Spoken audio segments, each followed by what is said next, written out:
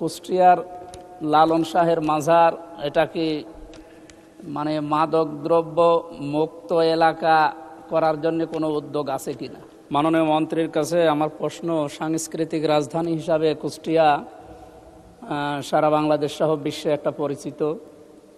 আমাদের মাদক দ্রব্য নিয়ন্ত্রণের জন্য যে সমস্ত কথা প্রধানমন্ত্রী সহ মন্ত্রণালয়গুলো চেষ্টা করে যাচ্ছে, আমার প্রশ্ন, কুষ্টিয়ার লালন শাহের মাজার এটা কি মাদক দ্রব্য মুক্ত এলাকা করার জন্য কোনো উদ্যোগ আছে কিনা?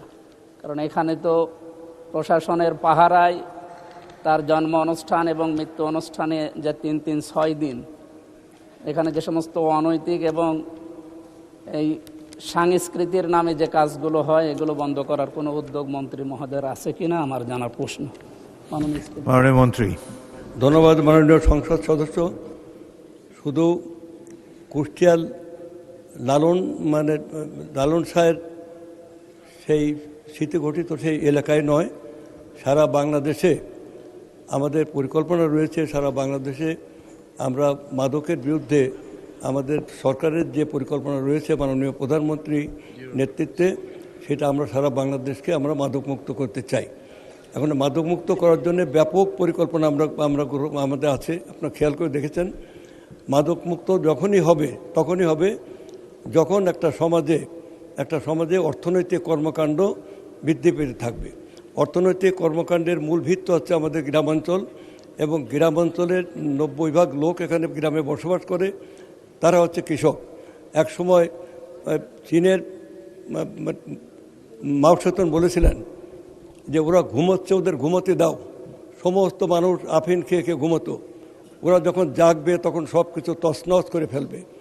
আজকে বাংলাদেশে গত 18 বছর যে ঘনতম স্বাচ্ছন্ন অন্ধকার যুগ গিয়েছে, সেই অন্ধকার যুগে এই মাদক দ্রব্যকে ব্যাপক বিস্তার লাভ করেছে। তখন সংসদ সদস্য, অনেক মন্ত্রীরা পর্যন্ত, অনেক রাজনৈতিক নেতা এবং সমাজে বড় বড় সেই কর্মীরা, তারা পর্যন্ত এই মাদক ব্যবসার সাথে যুক্ত ছিল। এই মাদক ব্যবসার সমস্ত মানুষ এই দেশে অপসংস্কৃতি, জীবন বিমুখ, সংগ্রাম বিমুখ, শৃঙ্গার রসাত্মক এই সমস্ত সংস্কৃতি আমাদের গোটা জাতির চেতনাকে ধ্বংস করে ফেলেছিল।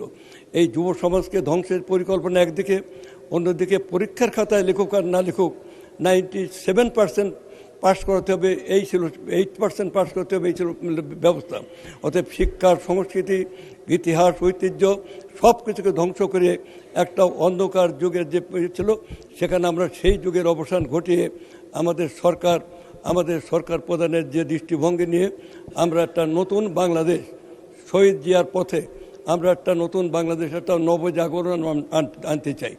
এই নবজাগরণের আলো আমরা সমস্ত মানুষের মাঝে আমরা ছড়িয়ে দিতে চাই, এবং এভাবে আমরা শুধু কুষ্টিয়া নয়, সারা বাংলাদেশের তরুণ সমাজকে এই অন্ধকার যুগ থেকে ফিরিয়ে এনে আমরা আমাদের অর্থনৈতিক উন্নতির মাধ্যমে, শুধুমাত্র অর্থনীতিই পারে সমাজকে পরিবর্তন করে দিতে, এবং তার সাথে সাথে এই যে উপরিকাঠামোগত যে সংস্কৃতি, ধ্যান ধারণা, মূল্যবোধ, রাজনীতি, আইন কাঠামো এগুলো যুক্ত করে আমরা একটি নতুন জাগরণ আনতে চাই আমাদের দেশে।